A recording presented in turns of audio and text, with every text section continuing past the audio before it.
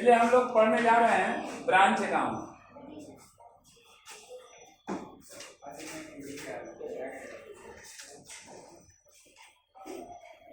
Branch account क्या होता है इसके बारे में जानेंगे।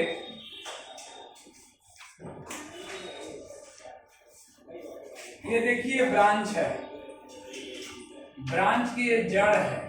इसको एग्जाम्पल समझते हैं कि हमारे जो दादाजी हैं वो हेड हैं और इसमें से निकले हैं पापा, अंकल, बड़े पापा, छोटे पापा, ये सब चार निकले हुए हैं।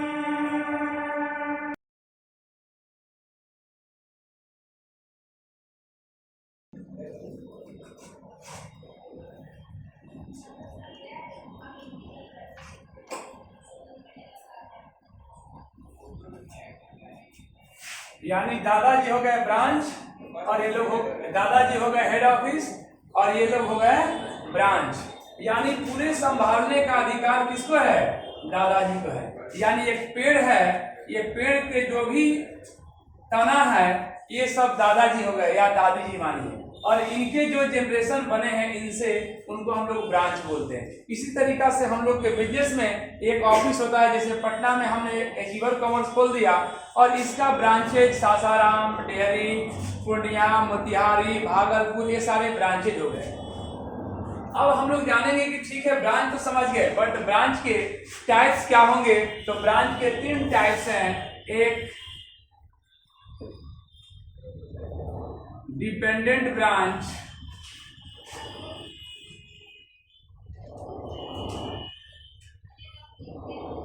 इंडिपेंडेंट ब्रांच,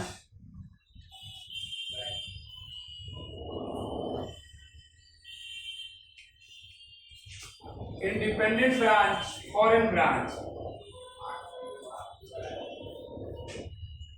ये 3 प्रकार के ब्रांच हैं जिसमें हम लोग को ये ब्रांच नहीं पढ़ना है। बीकॉम पार्ट 1 में हम लोग को 2 पढ़ना है, एक डिपेंडेंट ब्रांच और एक इंडिपेंडेंट ब्रांच। अब हम लोग पढ़ने जा रहे हैं डिपेंडेंट ब्रांच के बारे में।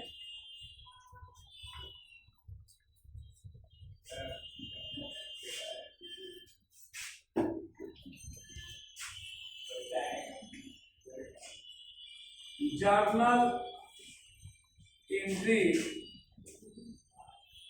इन the books of head office, ये हम लोग पढ़ रहे हैं ब्रांच, और इन the books of head office की बात कर रहे हैं। ऐसा क्यों कर रहे हैं? इसलिए कर रहे हैं कि branch not recorded any books of accounts. यानी जब डिपेंडेंट ब्रांच की बात आता है, डिपेंडेंट मतलब किसी पर निर्भर है, इसको हम लोग अपने भाषा में कहते हैं आश्रित शाखाएं, यानी हमारे ऊपर वो डिपेंड है। तो जब डिपेंड कोई होता है तो वो सब कुछ आपके ऊपर छोड़ देता है। यानी आप अपने मम्मी पापा पर डिपेंडेंट है तो मम्मी पापा आपका सारा हिसाब किताब रखते हैं, तो आपको कुछ रखने की जरूरत नहीं है। चलिए तो बच गए आप। यहाँ पर हम लोग journal entry in the books of head office करेंगे, यानी कंडीशन डालते जाएंगे, एंट्री करते जाएंगे। फर्स्ट ऑफ ऑल होगा all the opening assets sent by the head office to the branch. यानी ब्रांच खोलना होगा, जब भी हमारा ब्रांच खुलेगा तो हेड ऑफिस के द्वारा ब्रांच को कुछ गुड्स भेजा जाएगा, कुछ एसेट भेजा जाएगा, कुछ स्टॉक भेजा जाएगा। तो सबसे पहले ओपनिंग यानी शुरुआत में क्या भेजेगा हेड ऑफिस ब्रांच को, कि जिससे ब्रांच अपने दुकान को चला सके। तो सबसे पहले ओपनिंग टाइम में लिखेंगे ब्रांच अकाउंट डेबिट, यानी कौन सा ब्रांच, यहाँ पर नाम नहीं दिए हैं, आपको क्वेश्चन में देगा Patna branch, Lucknow branch, Delhi branch, कोई भी ब्रांच दे सकता है। तो branch account debit to opening asset account, जो भी अमाउंट होगा वो कर लेंगे। नरेशन लिखेंगे being all the opening assets send by head office to the branch, यानी ऊपर में जो लिखा हुआ है वही हेडिंग रहेगा और एक एंट्री कंप्लीट हो गया। सेकेंड एंट्री करते हैं, all the goods, opening asset भेज दिया गया। ओपनिंग एसेट्स में क्या होगा, स्टॉक होगा, डेटर होगा, ओपनिंग फर्नीचर होगा, पेटी कैश होगा। ये सारे चीज इसलिए कि इनिशियली स्टेज में हम लोग अपने ब्रांच को कैसे स्टार्ट करेंगे इसके लिए भेजा जाएगा। तो आइए, all the goods sent by head office to the branch, यानी ओपनिंग भेजा गया कि एस्टेब्लिश कर लिया गया, उसके बाद में गुड्स भेजा जाएगा जो कि बेच सके। कौन बेच सके, ब्रांच। उसके लिए कौन भेजेगा, head office. Branch account debit to goods send to branch. ये दो जनरल एंट्री आपका कंप्लीट हो गया। आइए थर्ड एंट्री लिखते हैं,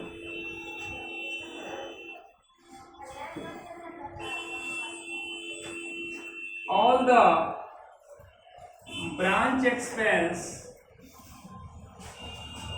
all the branch expenses paid by head office to the branch, यानी ब्रांच की जो भी खर्च होता है वो कौन पेड करता है, हेड ऑफिस, क्योंकि उसका मालिक है हेड ऑफिस। तो एंट्री होगा branch account debit to cash account, bracket में एक्सपेंस को लिखा जा सकता है। इसमें बहुत सारे एक्सपेंस होगा, वेजेज होगा, सैलरी होगा, रेम्युनरेशन होगा, पेटी कैश एक्सपेंस होगा, बहुत सारा एक्सपेंस होगा जो आपको इंक्लूडिंग होगा और उसमें हेड ऑफिस के द्वारा पेड किया जा रहा हो और ब्रांच के पास भेजा जा रहा हो। फोर्थ नंबर, ये जो भी हेड ऑफिस है वो भेजा। अब हेड ऑफिस भेजने के बदले में रिसीव क्या करता है, तो रिसीव करता है all the cash sale and cash received from debtors send by branch to head office. अब देखिए यहाँ पर ब्रांच भेज रहा है हेड ऑफिस को, तो हेड ऑफिस क्या करेगा, यहाँ रिसीव करेगा। रिसीव करेगा तो क्या एंट्री करेगा, cash account debit to branch account. इसको नारेशन लिख देते हैं, बीइंग, ये हेड ऑफिस का रहा, being cash received from branch for cash and credit sale। Credit sale होता है तो डेटर पैसा देता है और नगद सेल होता है तब कस्टमर पैसा देता है, यानी कस्टमर डेटर सेम है बट एक नगद देता है एक उधार देता है। नगद देता है तब पैसा आता है, उधार देता है तो डेटर देने वाला होता है। तो यहाँ पर हम लोग चौथे एंट्री पे पहुंचे। आइए फिफ्थ एंट्री है,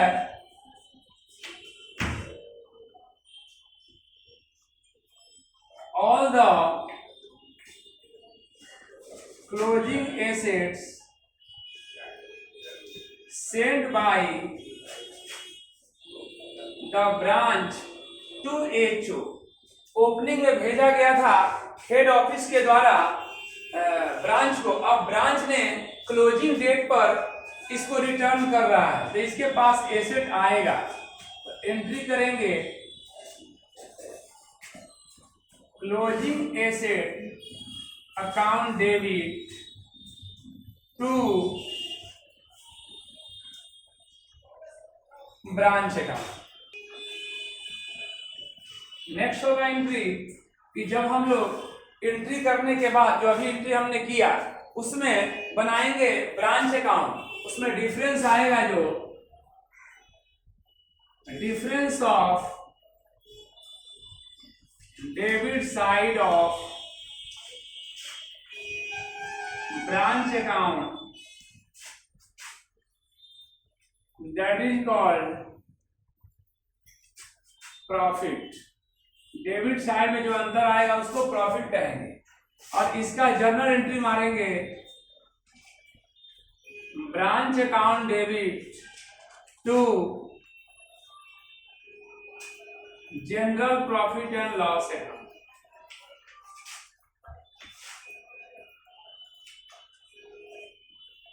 difference of credit side of branch account, that is called loss। अगर क्रेडिट साइड पे अंतर आता है तो उसे लॉस कहते हैं। लॉस होगा तो एंट्री मारेंगे general profit and loss account debit to branch account. ये जो इंपॉर्टेंट जनरली एंट्री होता है वो आपको ये कंप्लीट हो गया। प्रॉफिट निकल गया, लॉस निकल गया, ओपनिंग एसेट्स हो गया, क्लोजिंग एसेट्स हो गया, गुड्स सेल्ड हो गया, कैश सेल हो गया, क्रेडिट सेल हो गया। अब कुछ एंट्री ऐसे है जो 2-4 क्वेश्चन बनाएंगे उसके बाद मिलेगा। तो इसमें कभी कभी होता है कि गुड्स रिटर्न कर देता है ब्रांच, तो उस कंडीशन में क्या होगा, goods return by branch to head office. तो हेड ऑफिस के पास गुड्स आएगा, तो यहाँ पर गुड्स रिटर्न न लेकर के जैसे भेजते हैं तो गुड्स सेंड क्रेडिट में होता है, तो रिसीव करेंगे तो गुड्स सेंड डेबिट में हो जाएगा। तो goods send to branch account debit to branch account. ये ब्रांच अगर लौटाता है तो हेड ऑफिस उस केस में ये एंट्री करेगा। कभी कभी क्या होता है कि हेड ऑफिस के द्वारा भेजा जाता है सामान, बट ब्रांच रिसीव नहीं करता है, तो उसको बोलते हैं गुड्स इन ट्रांजिट। तो गुड्स इन ट्रांजिट के केस में क्या होगा, गुड्स इन ट्रांजिट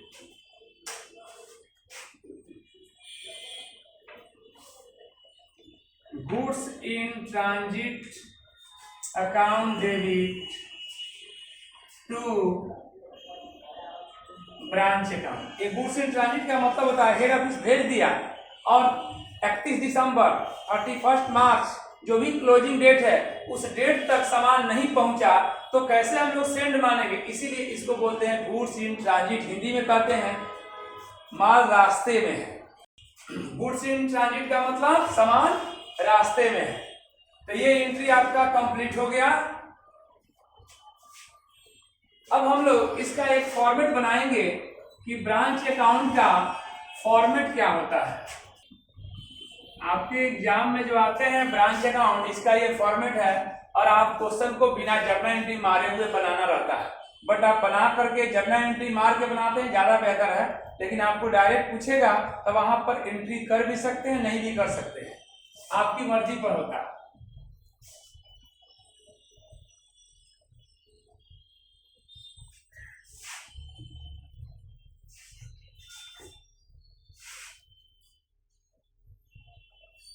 ये हो गया branch account, particulars amount, particulars amount. सबसे पहले ब्रांच अकाउंट बनाते समय ये तो समझ रहे हैं कि हम लोग डिपेंडेंट ब्रांच पढ़ रहे हैं। डिपेंडेंट ब्रांच में 3 मेथड होते हैं, उसको जिक्र करते हैं। पहला हो गया आपका डेटर्स मेथड, सेकंड हो गया स्टॉक एंड डेटर मेथड, और तीसरा हो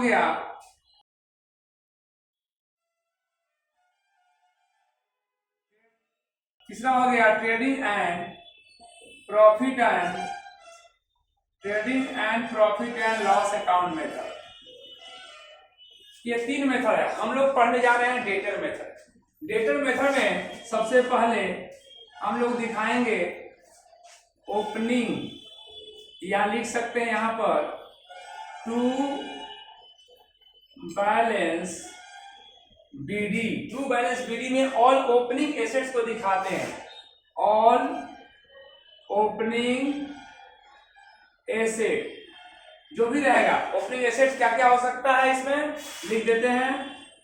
ओपनिंग स्टॉक हो सकता है, ओपनिंग डेटर हो सकता है, ओपनिंग फर्नीचर हो सकता है, ओपनिंग पेटी कैश हो सकता है। ये सारे यहां पर आएंगे।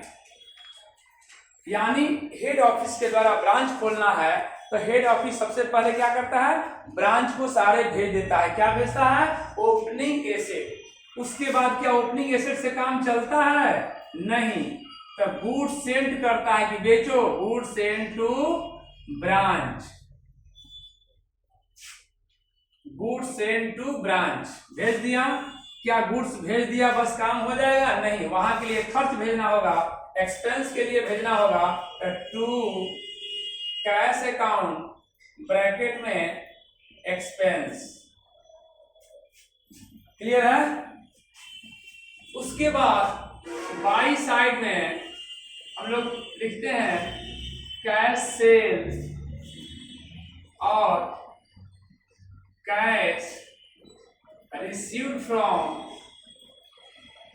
डेटर, यानी दोनों अमाउंट को जोड़ करके ऐड करके। ध्यान रखिएगा, कभी कभी इसमें बच्चे लोग क्या करते हैं, कैश सेल और क्रेडिट सेल ये दोनों जोड़ के लिख देते हैं। ये नहीं होना चाहिए। इसमें होना चाहिए कैश सेल और cash receive from debtor, both amount sent by the branch to head office. Branch के द्वारा बेच करके जो नगद बेचा वो और जो उधार बेचा डेटर दिया वो, दोनों अमाउंट को हेड ऑफिस को भेजना पड़ता है। तो हेड ऑफिस अगर डायरेक्ट एंट्री मारता है तो एंट्री क्या करता है, cash account debit to branch account. उसको यहाँ पर पूरा डिटेल दिखाना जरूरी नहीं है, हम दिखा रहे हैं, बट सिंपल आप कैश दिखा सकते हैं। अगर कोई ब्रांच के द्वारा लौटाया गया है तो गुड्स रिटर्न लिख सकते हैं। यहाँ पर गुड्स सेंट भी इधर लिखिएगा तो काम चलेगा। गुड्स इन ट्रांजिट दिया रहे तो आपको लिखना होगा।